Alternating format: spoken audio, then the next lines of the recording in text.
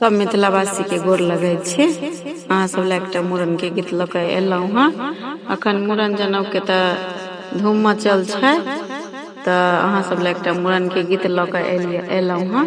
नीक लागत तो लाइक, सब्सक्राइब, कमेंट, शेयर जरूर करबै, देखबै और लाइक कर देबै। तो सुनू। कोने बाबा छुरिया गढ़ाओला सोना सा मेढ़ाओला हे, आहे कोने दाई ले तू जन्म के सहोरिला जी के मूरन है, आहे कोने दाई ले तू जन्म के सहोरिला जी के मूरन है। अपन बाबा छुरिया गढ़ाओला सोना सा मेढ़ाओला है, अपन बाबा छुरिया गढ़ाओला सोना सा मेढ़ाओला है, आहे अपन दाई ले तू जन्म के सहोरिला जी के मूरन है, आहे अपन दाई ले तू जन्म के सहोरिला जी के मूरन है।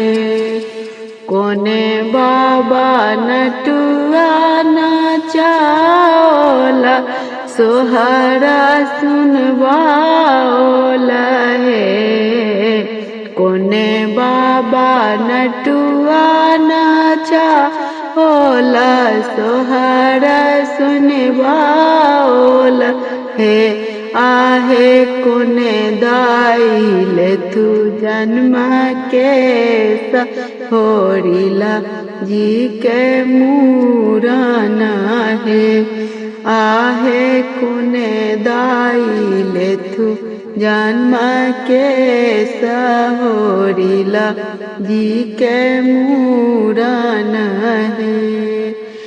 अपन बाबा नटुआ नचाओला सोहरा सुनवाओला है, आहे अपन दाई ले तू जन्म के सहोरिला जी के मूरन है।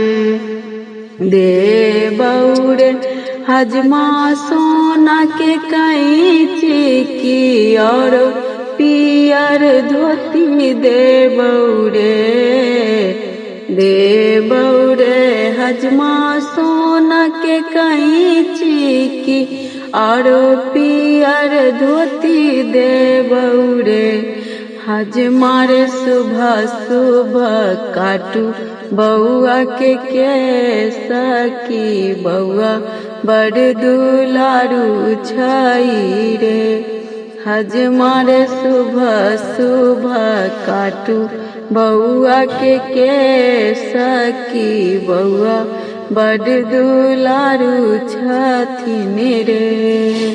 कोने बाबा छुरिया गढ़ाओ सोना सा मेढ़ाओला है, आहे कोने दाई ले तू जन्म के सहोरिला जी के मूरन है, आहे कोने दाई ले तू जन्म के सहोरिला जी के मूरन है।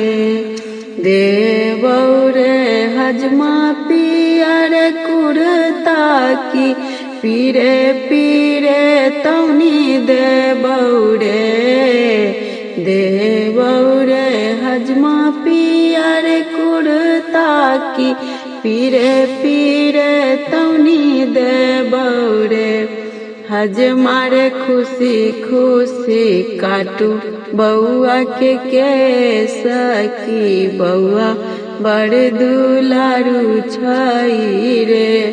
हजमार खुशी खुशी काटू बउआ के सकी बउआ बड़ दुलारू छई रे।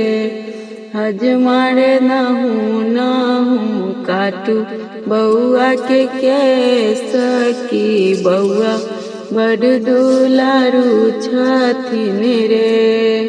अपन बाबा छुरिया गढ़ाओल सोना सा मेढ़ाओल आहे अपन दाई ले तू जन्म के सहोरिला जी के मूरन है।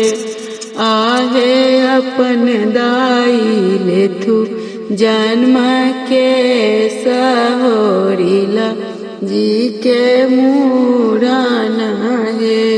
धन्यवाद।